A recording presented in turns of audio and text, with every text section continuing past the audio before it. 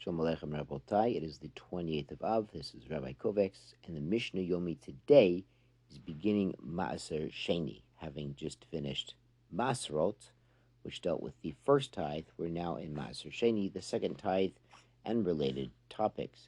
Just to recap, the tithing schedule for produce in Eretz Yisrael was 2% was Truma Gedola, went to the Kohen.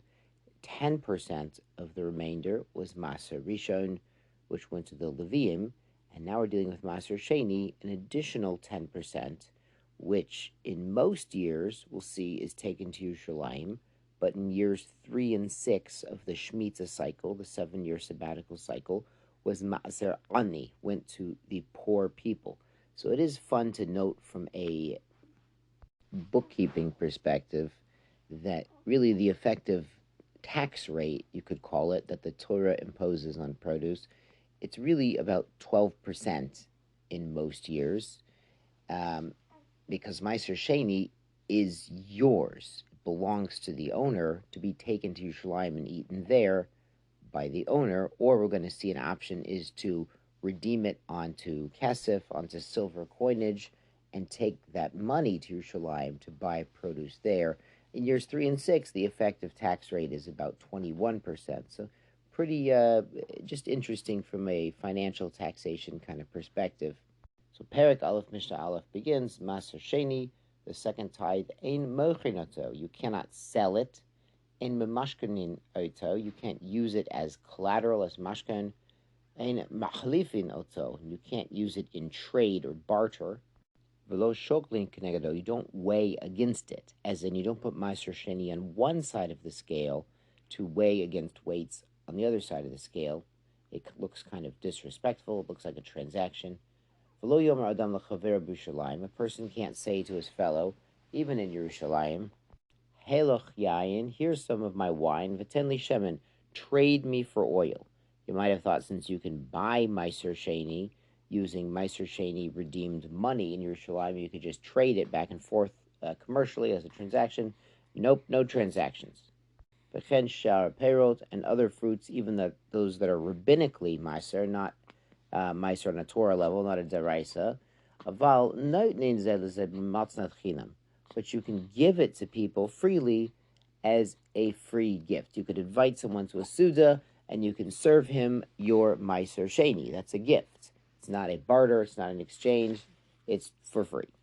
Mishnah Bet, Maaser Bhema, tithe of animals, who would also take 10% of the animal crop born that year.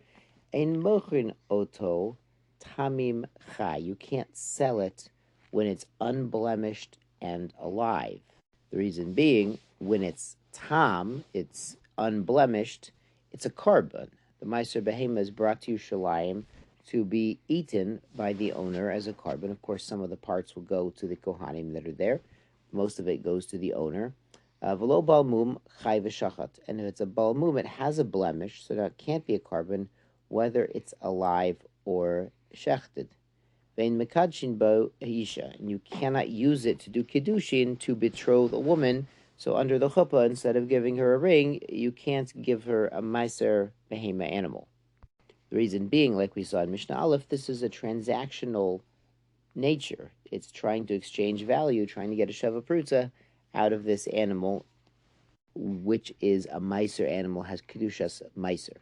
Bechor is a firstborn animal.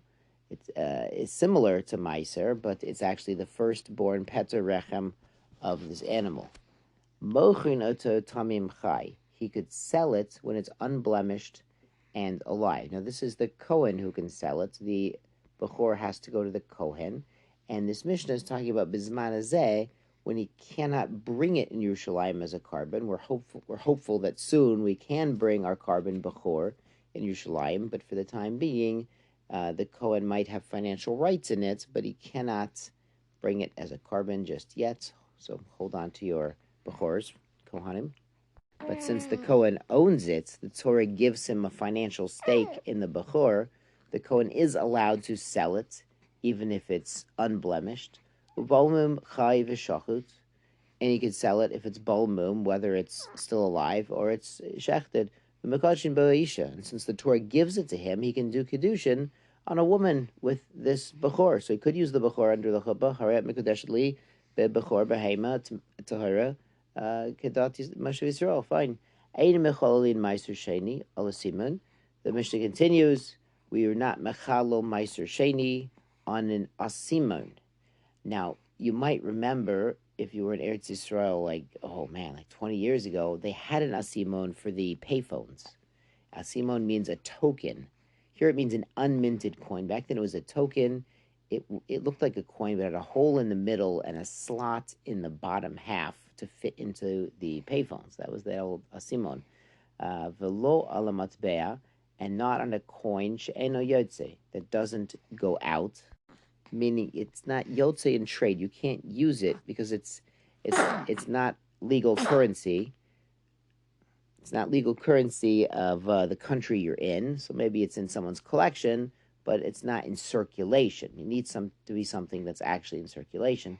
And not on money that's not in his rishus right now. So if he has this coin collection of valid circulating coins, but it's in another city or something like this, he can't redeem his Maaser Sheni onto that money. Now, recall the Torah, this is a preview of coming attractions in 2 days in Re'eh.